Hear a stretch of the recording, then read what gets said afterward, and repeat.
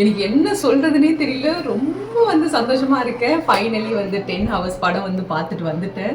ரொம்ப ரொம்ப ரொம்ப சந்தோஷமா இருக்கு. ஃபர்ஸ்ட் நான் படத்தை பத்தி சொல்லிடுறேன். அதுக்கப்புறம் என்னோட கேரக்டரை பத்தி நம்ம பேசிப்போம். படம் உண்மையாவே 10 ஹவர்ஸோட மூவி டைரக்டர் இளையராஜா சாருக்கு ஒரு பெரிய வாழ்த்துக்கள். நான் நினைச்சே பார்க்கல சார். ஃபர்ஸ்ட் படம் மாதிரியே இல்லை இது, உங்களுக்கு வேற லெவல்ல பண்ணியிருக்கீங்க.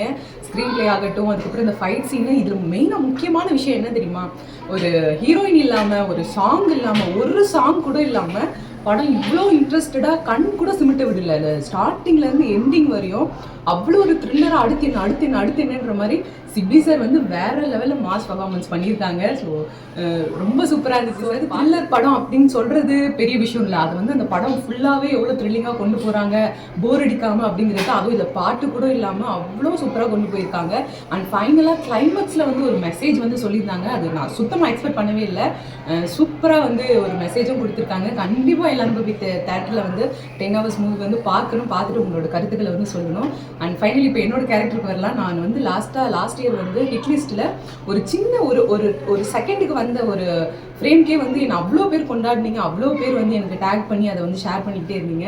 இந்த படம் ஃபுல்லாக நான் இருக்கேன் அப்படிங்கிறது என்னால் நம்பவே முடியல. அண்ட் டைலாக்குமே இருக்குது எனக்கு. ஸோ கண்டிப்பாக போய் பார்த்துட்டு நான் எப்படி பண்ணியிருக்கேன், படம் எப்படி இருக்குது எல்லாமே, ஏன்னா உங்களோட சப்போர்ட் தான் எங்களுக்கு வந்து தேவை. கண்டிப்பாக போய் எல்லாரும் பாருங்கள். பார்த்துட்டு எப்படி இருக்குன்னு மறக்காமல் கமெண்ட்டில் சொல்லுங்கள். தேங்க்யூ.